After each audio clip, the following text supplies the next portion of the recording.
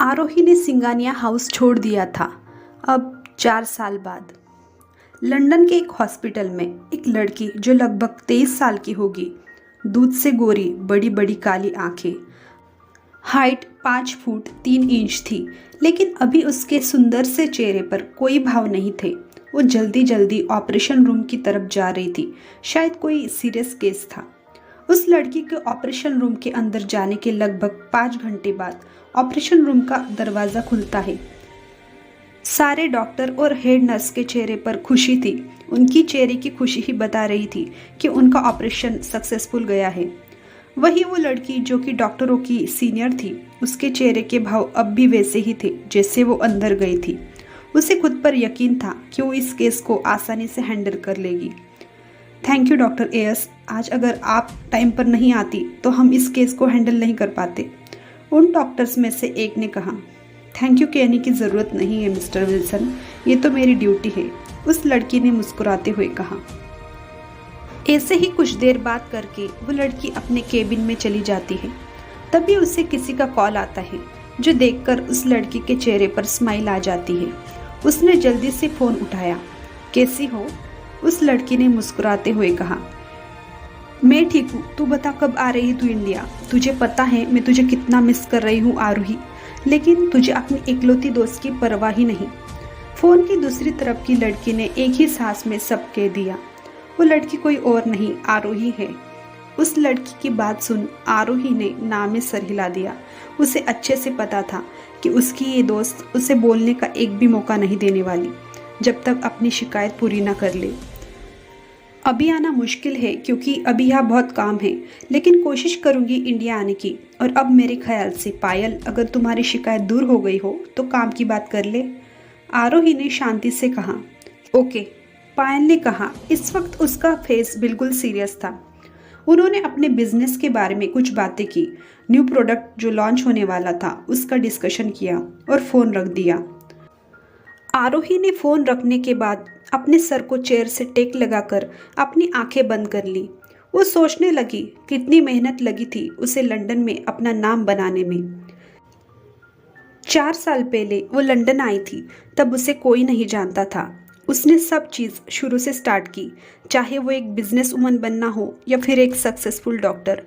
Business woman बनना उसके लिए आसान था क्योंकि वो पिछली ज़िंदगी में एक बहुत बड़ी बिजनेस वुमन थी, जिस वजह से उसके बारे में उसे अच्छी जानकारी थी। उसने लंदन आकर अपना छोटा सा बिजनेस स्टार्ट किया। शाइनिंग स्टार नाम की कंपनी, जो पहले बहुत छोटी थी, अब उसके ब्रांचेस हर जगह फैल गए, जिसका एक ब्रांच इंडिया में है जो पायल हैंडल कर रही है। लेकिन डॉक्टर बनने में उसे बहुत मेहनत करनी पड़ी। उसने दिन रात एक करके एक अच्छे से कॉलेज में एडमिशन लिया। फिर उसने 5 साल की पढ़ाई को 3 साल में ही कंप्लीट कर लिया और एक बेस्ट हार्ट सर्जन बनी, जिसे पूरा लंदन आज डॉक्टर एएस के नाम से जानता है। सर्जन बनना उसका यानी सिया का ड्रीम था, जिसे उसने अपनी बहन के लिए सैक्रिफाइस किया था। अपनों के ही धोखे की वजह से उसकी डेथ हो गई। वही बिजनेस वुमन बनना आरोही का ड्रीम था, जिसे उसके सौतेली माँ बहन की वजह से भूलना पड़ा और उसकी अचानक मौत हुई। लेकिन जब वो यानी सिया का रिबॉर्न आरोही के शरीर में हुआ तो उसने ठान लिया कि वो दोनों का ड्रीम पूरा करेंगी, जो उसने पूरा कर लिया। लेकिन अब उसे अपना रिवेंज लेना था और आरोही को भी इंसाफ दिलाना था। जो हक उसे नहीं मिला था उसे वो सब दिलाना है, ताकि उसकी आत्मा को शांति मिले। वो इस जिंदगी में अंडरवर्ल्ड में कदम नहीं रखना चाहती थी।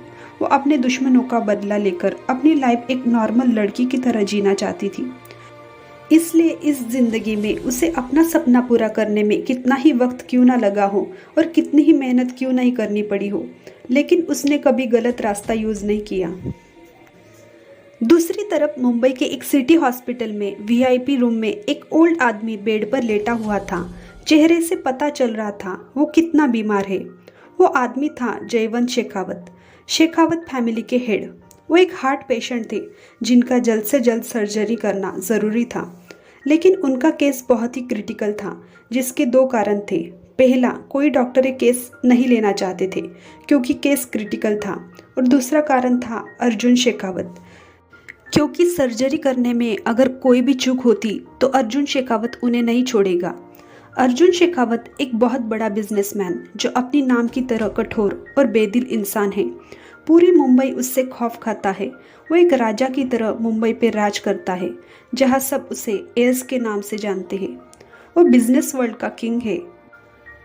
उसे दूसरे की फीलिंग की कोई परवाह नहीं। दिखने में वो कामदेव का अवतार लगता है, पर उसे लड़कियों से चिढ़ है। उसे लगता है कि लड़कियां सिर्फ पैसों के पीछे होती है। उसका ऑरा ही काफ़ी है दुश्मनों को डराने के लिए। वो अपनी फैमिली से बहुत प्यार करता है, पर बाकियों के लिए वो एक कठोर इंसान है। चाहे पाताल से क्यों ना लाना पड़े, मुझे बेस्ट डॉक्टरों की टीम चाहिए। अर्जुन ने गुस्से से डॉक्टर के कॉलर को पकड़ते हुए कहा। उसकी आंखें इस वक्त बेहद डरावनी लग रही थी। जी सर, मैंने कॉल कर केस के बारे में बता दिया है। वो लोग अपने तरफ से बेस्ट डॉक्टर को भेज देंगे। डॉक्टर पसीना पोंछते हुए डर से कहा। जल्द से जल्द मुझे मेरे दादा ठीक चाहिए, अर्जुन ने कहा और डॉक्टर का कॉलर छोड़ वहां से चला गया। अर्जुन के जाते ही डॉक्टर के जान में जान आई और अपने मन में कहा, हे भगवान, ये आदमी कितना डरावना है। पता नहीं इसकी फैमिली इसे कैसे संभालती होगी। लंदन में आरोही जब रात को घर गई और फ्रेश होकर बाहर आई तो उसका फोन बज उठा। आरोही ने फोन को देखा तो doctor Raju, head of doctor का कॉल था। उसने उठाते हुए कहा, हेलो सर, मिस आरोही, एक्चुअली एक अर्जेंट केस आ गया है जिसके लिए आपको इंडिया जाना होगा। डॉक्टर राजीव ने कहा, सर पर अचानक? आरोही ने हैरान होते हुए कहा, वो मिस आरोही, हमारे हॉस्पिटल के डायरेक्टर के दादा हार्ट पेशेंट थे। उनका केस बहुत क्रिटिकल है, जिनके लिए बेस्ट सर्जन की ज़रूरत है और मुझे आप और ईशान से बेहतर कोई डॉक्टर का नाम नहीं सूझा। इसलिए मैं पर्सनली आपसे रिक्वेस्ट करना चाहता हूँ कि आप ये केस हैंडल करें। मिस्टर राजीव ने कहा, थैंक यू मुझे इतना काबिल समझने के लिए, एंड ओके, मैं ये केस हैंडल करूँगी, आरोही ने मुस्कुराते हुए कहा। राजीव ने थैंक यू कहा और बाकी जानकारी मेल करने का कहकर फ़ोन रख दिया। मैं आ रही हूँ मेरी प्यारी बहना और माय सो कॉल्ड बॉयफ्रेंड, बहुत जी लिए, आपको आराम करने की ज़रूरत है, ऐसा कहकर उसके फेस पर एक इविल स्माइल आ गई। आगे आरोही कैसे अपना बदला लेती है और कैसे अर्जुन और आरोही की मुलाकात होती है, ये जानने के लिए देखते रहिए स्टोरी वर्ल्ड 365।